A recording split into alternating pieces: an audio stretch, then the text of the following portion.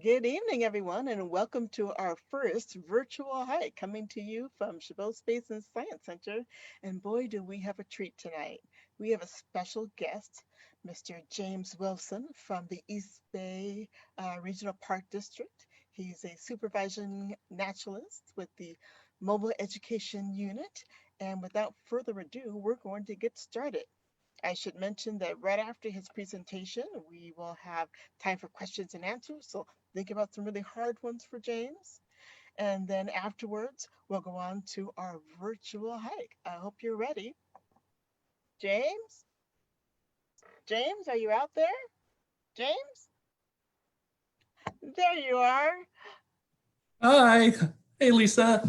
How's it going? Good, good. Thank you so much for having me this evening. Our pleasure. Yeah, let's begin. So as Lisa said, my name's James Wilson. I'm the supervising naturalist with the Mobile Education Unit of the East Bay Regional Parks. I have a really fun job. I get to travel all over the parks and give programs and get to meet all kinds of different people and animals and all sorts of wonderful things. But this evening, what I'm hoping of doing is showing you some of the things that live out in the nighttime, or at least maybe you can see out at nighttime. Now, that's kind of one of the advantages of our tough situation we're all in. There's some closures going on and a few other things, but I want to show you a little bit of the wonder that's out there that you can find at night. So I want to say a big thanks to Chabot Space and Science Center for this opportunity, but also a big thanks to naturalist extraordinaire Constance Taylor for helping me with this slideshow that we're about to see. So let's go on a little adventure and see what kind of glows at night. And then afterwards, we'll do a quick question and answer and go for kind of a virtual hike and explore Reinhardt Redwoods Regional Park. So let's go.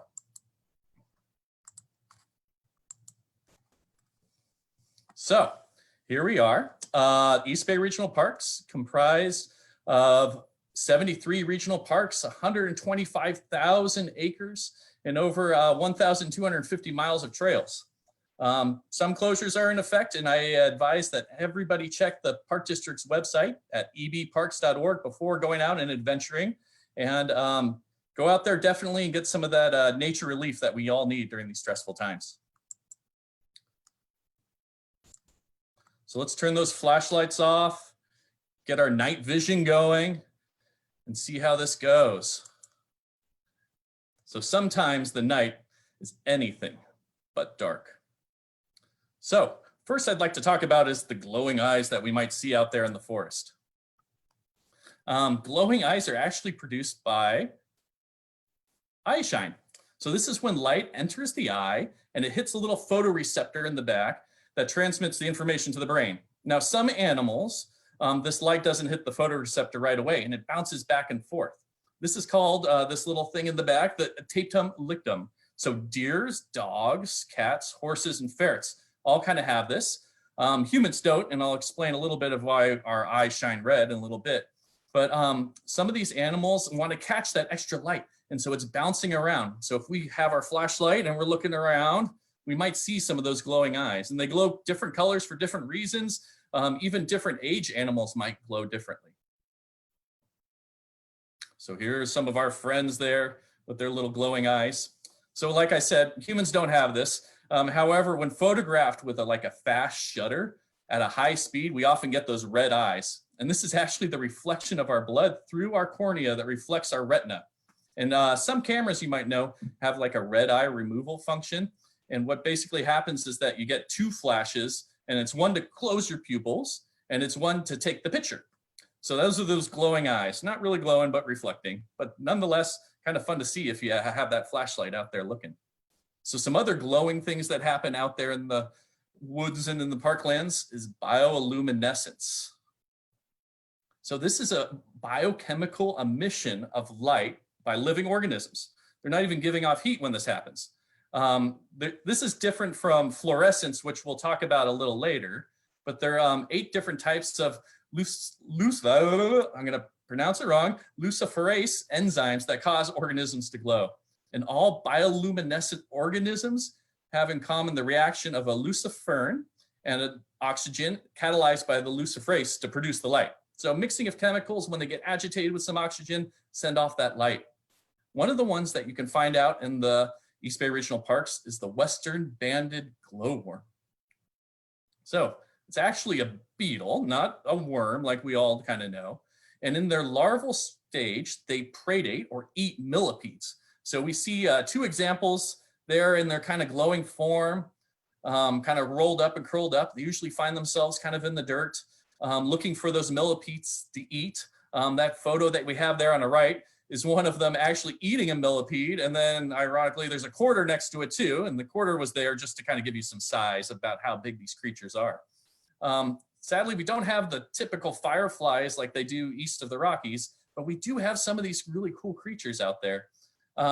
You can find these in places like Briones Regional Park, over towards Mount Diablo, but also up in Reinhardt Redwoods Regional Park and Roberts Regional Park.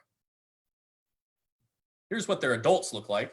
Wonderful looking beetle. Have wonderful antennas. You can see all those little fingers out there trying to catch pheromones so they can meet each other in the dark. All kinds of neat things going on. Another interesting kind of glowing insect that we have out there in the regional parks, and one of my favorites that I've seen often as a child, is the California pink glowworm. Now again, here's one glowing. It's not a worm, but a beetle.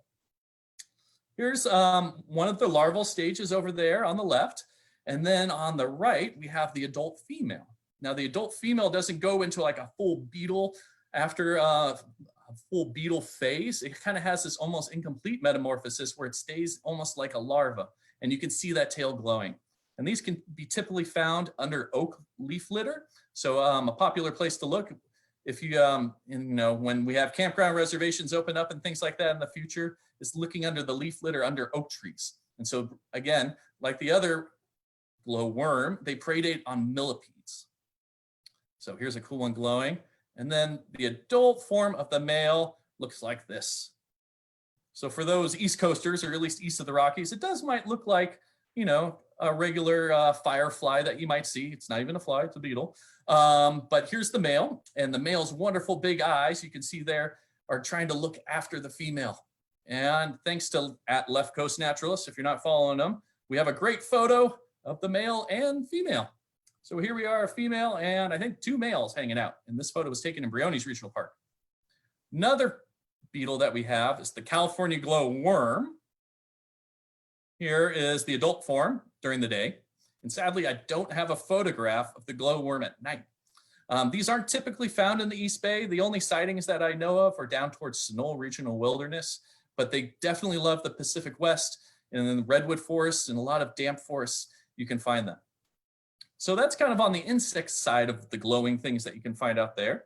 But we have another organism that's actually more closely related to us than the beetle, and that is the Western jack-o'-lantern mushroom. So there's over 64 types of glowing fungus out in the world, and we have one here in the Bay Area. And they usually come out after the first good rains around October to November, and they're saptorific, meaning they feast on dead wood. They're also poisonous, while not lethal, and they probably won't kill you, but they'll send you to the hospital for sure, and you'll have a bad stomach ache. Now, here's some photographs during the day, and at night, they glow. So under the gills, and those are kind of those frond-like things under the cap of the fruiting body of this mushroom, you have the same bioluminescence happening. It's been rumored that they can be so bright that you can read a newspaper underneath of them. So definitely in Reinhardt Redwoods Regional Park and up at Roberts, around October, jack-o'-lantern mushroom, glows like a jack-o'-lantern, named kind of like the same thing. You might be able to find these on an old stump growing out. And if you had the chance to be there at night, maybe if you were stargazing up at Chabot Space and Science Center, hopefully come this October, take a look out and see if you can find any of these glowing out in the woods. So there's some other wonderful bioluminescence happening, and most bioluminescence happen in the water. So bioluminescence in the Bay. There's lots of things that are going on in the Bay. But one of the big things that I think everyone might have heard about is when the dioflagellates, or the bioluminescence, some people just call them bioluminescence, are out. And they can be kind of stirred up, and that oxygen happens when you stir something like a kayaker is stirring their paddles, and they'll kind of let off this alarm system. And one theory is to show smaller fish to the bigger fish so the dioflagellants don't get eaten. That's one idea why these dioflagellates, these wonderful little single cell creatures, are letting off this light.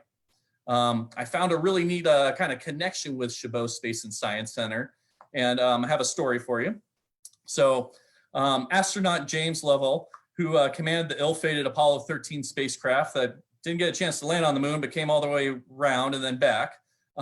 Before he was flying in spaceships, he was working with the Navy, and in 1954, he was flying back from a mission to the USS Shangri-La, and what happened is all of his navigation systems failed, and he had no way of figuring out where he was, and this is all happening at night.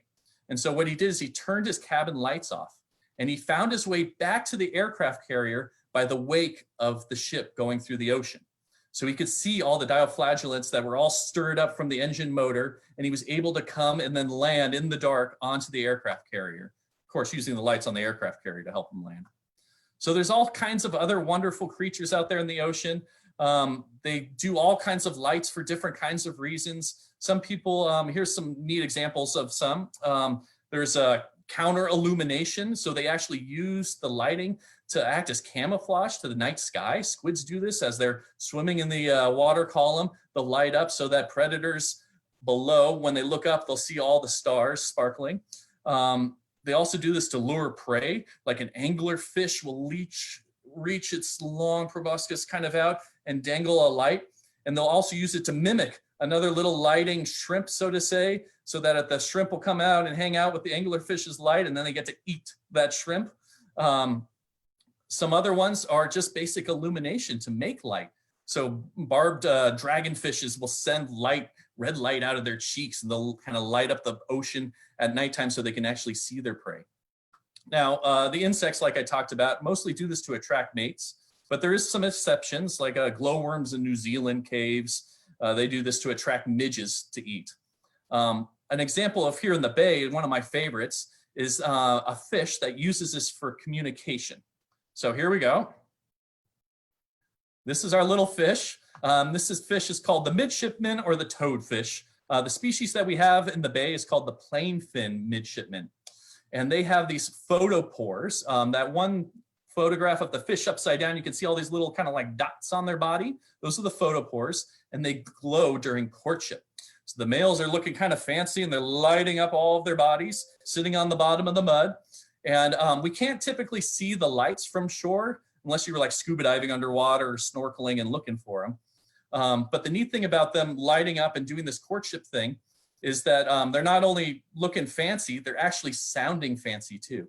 So what they're doing is they're coming from the deep ocean, summer, spring, coming up to the shallows, even in the rocks. Believe it or not, I'm not in the redwoods right now. This is just a little green screen behind me. I'm actually down at Crab Cove Visitor Center in Alameda.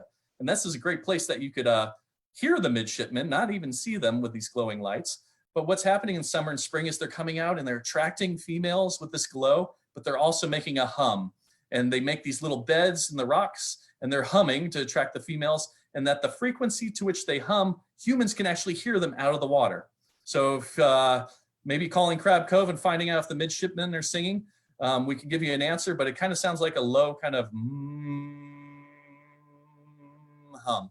And if they all go in chorus and there's a whole bunch of guys singing, I've heard of that, it's pretty loud and actually can wake people up who are sleeping like in houseboats and things like that. So pretty cool. There's our little midshipmen. And the photo on the left is some of the little baby midshipmen. They're so cute sitting on the rocks after the eggs have hatched. So those were bioluminescent creatures that we have out here in the bay. But now we're going to go into another subject called fluorescence. And that's something that we wanted to explore with Chabot Space and Science Center. So fluorescence, kind of a complicated subject. It has a lot to do with light, and light's actually not even that simple. But what's happening is the visible or invisible electromagnetic radiation emitted by certain substances lets out what we call light. And that's what light is. So light can be described as these electromagnetic waves, some of which humans can't see, but others can.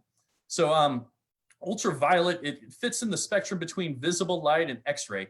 And we can only see fluorescent substances when we expose a UV light to them, and we get that reflection off of that. So butterflies can see all kinds of special ultraviolet light. Reindeers use it to spot lichens that they eat. They can also easily spot the UV absorbent urine of a predator among the reflective snow. That's one of those great facts that I think is just crazy. Some species of birds use it to tell males and females apart, and some birds even have crazy reflective things that we can't even see. And a recent study actually showed that sockeye salmon that we have, just outside the bay, may use it to see ultraviolet food, like little shrimp swimming in the ocean. So here in the East Bay, one creature that you can see with an ultraviolet light, and is our western forest scorpion. So these are found actually up at Roberts and in Reinhardt Redwoods Regional Park and throughout the whole in East Bay. It's kind of interesting how they glow. I mean, they really stand out, and there's not really a defined theory on why or a reason why. So here's we can kind of take some stuff out of that. It's not really to attract each other because they found that the scorpion can't even see ultraviolet light. And it's really not to be discouraged to be eaten, kind of like hiding, because you stand out like a sore thumb at night if an animal who sees ultraviolet could see you like this. I mean, you're almost bright white with this pink background. I guess maybe for us humans who can't see that, we don't know what it looks like. But one of the theories is that they use this as sunblock. So it's known that dogs and cats and ferrets and reindeer can see the ultraviolet light. When our humans, some of us sometimes have lens surgery. There's reports after lens surgery that people can see UV light for a period of time, like a pale kind of violet. So there's some interesting things going on there. Birds do this because their eyes have an extra type of cone cell in the back of their eyes, which is actually made out of crystals that are tuned to detect those wavelengths. Another organism that we have out in the bay, East Bay, is the flat-backed millipede. So here's our flat-backed millipede. Pretty cool. Plants do this too, like I said, are emitting this ultraviolet light, or at least reflecting it. One that we found, and we can't really figure this one out, is the California bay laurel. So a lot of you might know the California bay laurel from the wonderful smells that they give off. They're often used as a spice in pastas and like chicken adobo and some wonderful dishes. But they also have these fruits that were and are important to California native peoples. And one of the wonderful things with the fruits that we've found is that they give off this ultraviolet light. So thanks to Constance Taylor, naturalist extraordinaire, we have a fun little thing to show you guys and gals. The California bay laurel nut. And with the light, woo. And we even have a video of this in action. So get ready. It might be a little choppy because we're doing like 4 things at once. Bear with us. Water goes into the cup.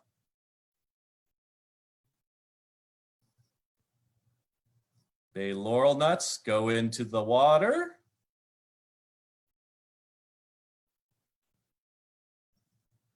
The black light, UV light goes on.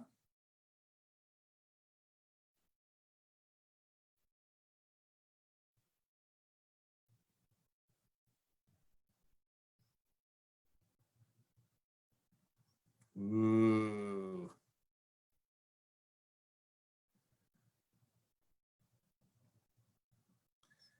Interesting experiment. Constance knew that bay laurel trees are related to avocados and tried the same thing with an avocado and it didn't work. Who knows?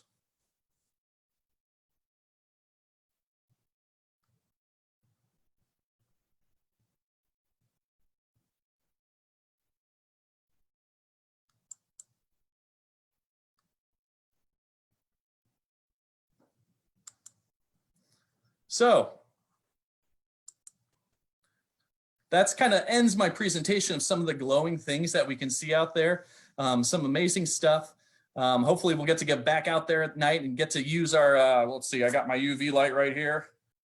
See what we can find. Maybe we'll even find some of that light shine. Whoop.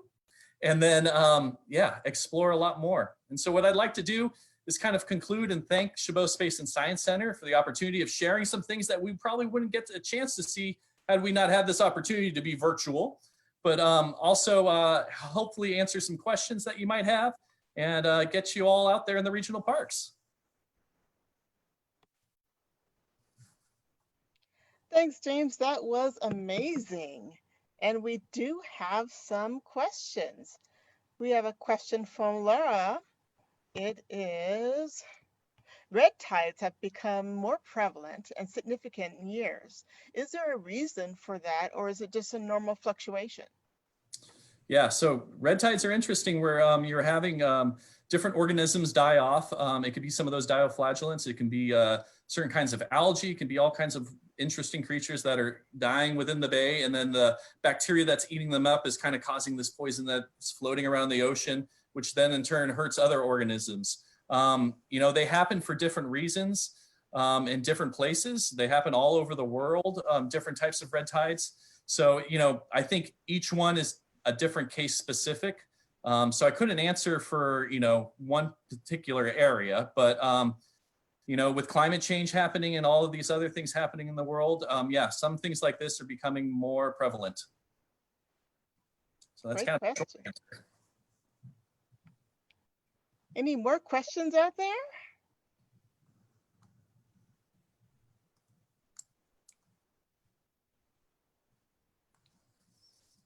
While we're waiting, I'm going to give a shout out. We see some Girl Scout cadets out there working on those night owl badges. All right.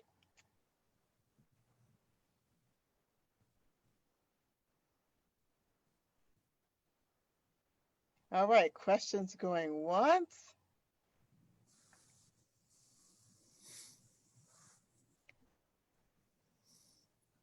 Well, I'd also like to say I hope to see you all out there on a night hike once we get over all of this COVID-19 stuff. So nighttime is a wonderful time to explore, to turn your ears on, to turn your eyes on, use those night visions. It's actually found that children, like Girl Scouts, probably have better night vision than adults. So you kids out there, keep the night vision going. Let's see, in terms of mushrooms, what is the most prevalent in the area? Broad question, yeah. Let's see. I realize that's more a broad question. If is bioluminescence more predominant in the redwoods, bays, etc. From Christina. Let's see. That's a great question. So those jack-o'-lantern mushrooms, I've definitely seen. It seems like more in the bay forest and in the redwood forest. So that's a great question. Most prevalent mushroom out there. Whew, you know, each mushroom's mycelium is paired with different kinds of organisms. So it matters what habitat you're in to find that most common mushroom. Even in the grassland, there's wonderful mushrooms out there as well. So depends on what habitat you're in. Oh, how are they related to avocados? Good question. Let's see, going back, kingdom, phylum, class, order, genus, species. Somewhere down the family tree, the bay laurel is related to an avocado. So same kinds of trees would be the short answer to that. Good question.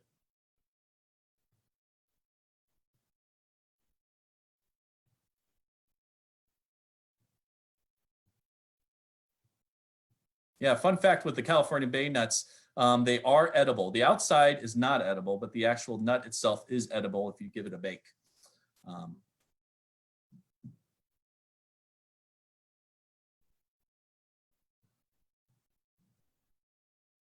Any other questions coming through?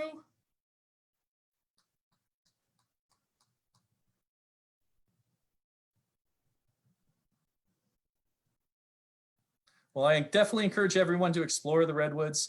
Good times to come are probably early in the morning and then also in the evening. Ooh, got another one. Here it is. Are there peregrine falcons living in Oakland? Oh, great question. Yeah, High Street Bridge, even here between Alameda and Oakland, there's a peregrine falcon nest. So that one, I do not know if it's still occupied or not, or where the adults are, or if the chicks have fledged. But if you give a call down here at Crab Cove Visitor Center during the day, Michael Charnowski, a wonderful naturalist that we have here, has been up to date on how our peregrine falcons are doing. Where do you recommend to hike to see those organisms? Let's see. Briones Regional Park off the Bear Creek staging area is a good place to go. Let's see, and of course in Reinhardt Redwood Regional Park, any of the staging areas to explore. most of these creatures are going to be living under leaf litter and duff. And we ask that visitors kind of leave no trace, which means, you know, don't stir around the duff and roll logs and things like that looking for them. But if you look close enough along the edges of the trails and places like that, you have a good chance of maybe seeing some of these creatures. Let's see, what other questions we got? Oh, what substance in the bay laurel nut that causes the fluorescent glow? We don't know. Constance Taylor and myself spent a long time trying to figure that one out. So if anybody's looking for a wonderful graduate study thesis, that would be something to look into. Or maybe we can ask some serious scientists. Ooh, can trees glow too? Good question. I'm not familiar if any trees can glow with bioluminescence, but I know trees can shine with the ultraviolet. So like I said, you know, the scorpion might use it for sunscreen. Plants also kind of use it for sunscreen too. And some flowers will shine ultraviolet to attract other organisms like butterflies to come and pollinate them too. Are there any bioluminescent animals within the Valley of California? Ooh, yeah, flowers that glow. No, but you know, they're using bioluminescence in a lot of interesting scientific studies where they're finding those enzymes that create the glow and putting them into animals so you can get glowing fish and some genetically engineered organisms that glow if you're into that kind of hobby. They also make some genetically engineered plants that can glow, and you can buy little kits where you can embed the enzymes into the plants and they can grow the glowing plant if you'd like that. I hope that answered that question. But within the valley, yeah, most of those beetles that I talked about, you can find within the Central Valley as well, if that's the valley you're talking about. Oh, can some humans see more of a range of light than others? Ooh, good question. Well, like I said, if some people get little lens surgery on their eyes, it's been said that they can see parts of ultraviolet. But yeah, it'd be a wonderful superpower to be able to have the lectitium, where you have the night vision, where you actually get to bounce some light in your eyes and see at night. Can you eat the glowing bay laurel nuts and have your tongue glow? Well, you can't eat them when they're raw like that. That was a raw one that we put into the water. Yeah, awful if they're raw. So you have to cook them. And if they're cooked, they don't have that light, so they can't make your light grow. But if you do want something to eat that glows, wintergreen mints. So it's actually the same process as like lightning, where you have kind of an electrostatic reaction in your mouth. So if you crush a whole bunch of wintergreens, don't eat too many. I'd suggest maybe start with one. But if you do that in the dark, you can get some lightning sparks out of your mouth. It's a wonderful campfire trick. Dangerous animals at night. I think we're probably the most dangerous animal out there at night. But, you know, animals do hunt at night. There's dangerous animals out there, but, you know, most of those animals are all afraid of humans. We're probably the most dangerous thing out there. But, you know, it's always good if you're going to be out at night to have a friend, have a parent, and always, you know, let people know where you're going. If you happen to come upon an animal, just make yourself known. You know, be loud, make yourself big. Those kinds of things often will scare anything away. Let's see. Red tides hurt us. Well, you know, they only kind of hurt us if we eat something that came out of a red tide, like a mussel or a clam or something like that, that gets that bacteria in it. Yeah, that's when we might get sick from a red tide. Otherwise, if we're kind of like waiting around, not too much, but we don't want to get any of that into our mouths. That's when we'll probably be getting sick. The glow. Ooh, is the glow always the same color? No, ultraviolet light. If anybody's has the black light, I wish I had a good example, or it was dark in this forest that I'm in. But different things glow different colors under ultraviolet light. Great question. So you get the green, you get, let's see, I've seen a green glow up in the Western Canada Inside Passage. Yeah, so some of those dioflagellates, they can glow different colors from blue to green. Yeah, good question. Ooh, are animals that are bioluminescent radioactive? Whoa, that's a great one. Well, you know what? All light is radioactive. That's one of those crazy things. And I'm sure one of the folks at Chabot Space and Science Center can get into that. But yeah, what we're seeing is actually radiation from different light sources. So, you know, maybe not radioactive to the touch. Like you're not going to like turn into Superman or any of that kind of stuff through this, or get sick from a bioluminescent creature. Rattlesnakes in the Bay Area. Wow, we're getting all kinds of questions. Yeah, there's lots of rattlesnakes in the Bay Area. And rattlesnakes are kind of one of those shy creatures that we often don't really see, and we'll sometimes hear them first because they don't want to get stepped on. They're freaked out, so they make that rattling noise and say, "Ah, don't step on me, I'm camouflaged," and hopefully let everyone know that they're around. And what I always advise is if you hear that noise, most importantly is to stop, figure out where it is, and then slowly kind of like walk away and appreciate the rattlesnake. But there are rattlesnakes out, and during the summer months, this is a key rattlesnake time. Let's see, are there any places in the world that are seeing glowing light when it hasn't been before? Oh, yeah. Yeah, I believe there are some jellyfish that are within the, not so much in the bay, but, maybe get washed in from the outer bay that definitely glow. And, it's kind of interesting that we've probably explored more of space than we've actually explored our oceans. And there's all kinds of amazing things that are getting discovered every single day in the deep oceans. And a lot of those things that live in the deep oceans are emitting some kind of light. So yeah, lots to explore, and there's lots under the ocean that we don't know about. And even our eyes, even with the spotlight under a submarine, can't even see. And oftentimes in those submarines, they have to turn the lights off to really do the exploration. Turtles in the forest, yay! I love turtles. Yeah, there are different kinds of turtles in the forest in the Bay Area, but most of them are going to be like associated with a pond. So you're going to need a pond to see the turtle usually. One amazing place to do this is at the Tilden Nature Area. If you walk down to Little Jewel Lake, it's about a quarter mile down from the little farm. Beautiful lake, has a wonderful population of California native turtles called the Western Pond turtle. And there's also a few introduced turtles like red-eared sliders and painted turtles. But yeah, if you got a pond and you got a forest, you're often going to find a turtle. Great question. Ooh, snakes can glow. I took my little ultraviolet light out and I tried looking at our snakes that we have as pets, and none of them were shining. And I'm not sure if any snakes that I know of shine in ultraviolet, nor do I know of any bioluminescent snakes either. Yeah, too bad, but maybe some more research. I don't know all exactly that answer. Ooh, mountain lions around at night. Yeah, mountain lions are around at night and during the day.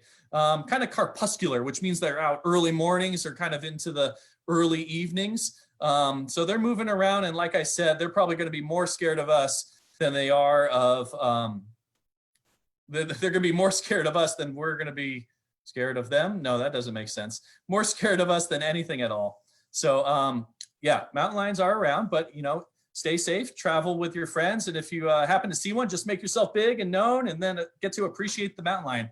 I've known park rangers that have worked at the district for 50 years and have never had the opportunity of seeing one. So it's a pretty special thing if you ever get a chance to see one. What happens when the bioluminescence of an animal stops working? Ooh, good question. Well, sadly, it might mean that the animal's probably reached to a point in its life where it'll soon to be passed away. And oftentimes, since that bioluminescence is part of their body, it should continue to go, or it should continue to glow as they're living. So if it stopped working, it might mean something's wrong with that animal, or it's soon to be passed away. Can snails glow? Ooh, good question. I do not know that one. Not that I know of any snails in the bay that glow. But an interesting fact I can tie to that is that glowworm, the ones that eat millipedes, some of them are also known to eat snails. So yeah, at the little larval stage, will hunt snails out. I think it was the California glowworm eats snails. Yeah, good question. Must get some enzyme from a snail to make itself glow. Wow, those were amazing questions and even brilliant answers. I'm afraid we're out of time for questions, but you can conduct your own ultraviolet critter at night investigation. Download the worksheet and get a black light and look for some of the things you learned about tonight. Yes, lots of things will glow purple and even other colors. I bet you find something in your backyard, on your block, your neighborhood, and maybe even in the house, especially if you have pets. Well, I think fillings even glow. Yeah. and teeth and money. Yeah. Anyway, Before we go on to our virtual hike, we just want to pause and take a moment to remind you that now more than ever, we continue to need your support. We, like other science centers and museums around the world, are still closed, and we need your support to continue great programs like this and our mission to provide STEM education on site after we open and out there around the planet virtually. So, no donation is too small. All right, are you ready to start the hike, folks? You get to sit back and relax and let us do the walking. So, without further ado, give us just a moment to switch technology and we're going to get walking.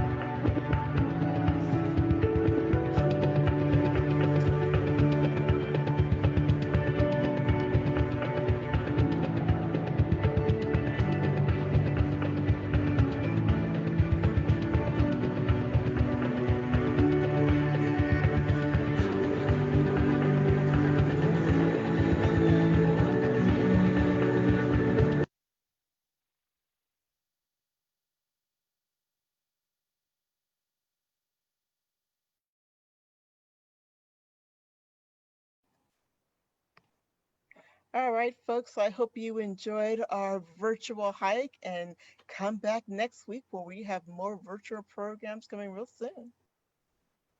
Good night. Thanks, James.